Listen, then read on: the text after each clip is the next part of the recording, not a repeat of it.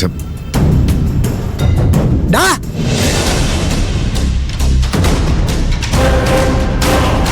എന്താ പീതാംബര, നല്ല ദേഷ്യത്തിലാന്ന് തോന്നുന്നു. അതാടാ, ഞാൻ നല്ല ദേഷ്യത്തിലാ.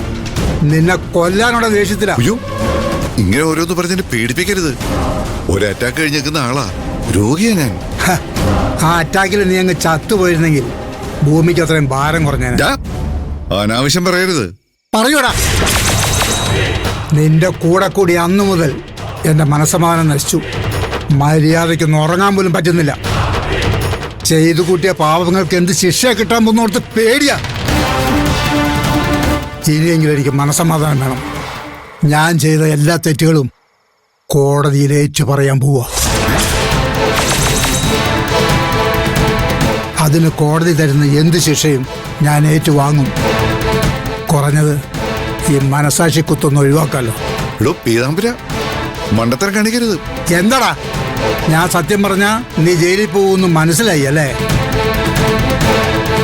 അതേടാ, ഞാൻ വീഴുമ്പോ നിന്നെയും വലിച്ച് താഴെ ഇടാൻ തന്നെയാണ് എന്റെ തീരുമാനം. അതുകൊണ്ട് ഈ നാട് രക്ഷപ്പെടുകയാണെങ്കിൽ രക്ഷപ്പെടട്ടടാ.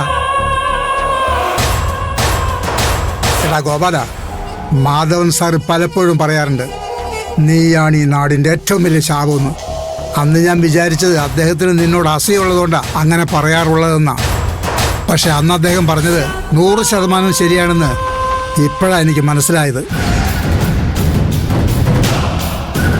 നീ ആരുടെയൊക്കെ ജീവിതത്തിൽ കടന്നുകൂടിയിട്ടുണ്ടോ അവർക്കെല്ലാം നാശം സംഭവിക്കും. അത്രയ്ക്ക് നശിച്ച ജന്മമാണ് നിന്റെ. നിനക്ക് ഞാൻ കാരണം നല്ലത് മാത്രമേ സംഭവിച്ചിട്ടുള്ളൂ. എന്ത് നല്ലത് സംഭവിച്ചു എന്നാടാ നീ പറയുന്നത്? നീ തന്ന കാശുകൊണ്ടാ പ്രീതിയെ കെട്ടിച്ചയച്ചത്. എന്നിട്ടിപ്പോ എന്തായി? അവളുടെ ജീവിതം കൈവിട്ട അവസ്ഥയിലല്ലേ? നാട്ടുകാർ അവളെ കുറിച്ച് പറയുന്നത് കേട്ട് സഹിക്കാൻ പറ്റുന്നില്ല. അത് ശരി, നിന്റെ മോളൊരു പിഴയായിട്ട് വളർന്നത് എന്റെ കുറ്റം കൊണ്ടാണോ?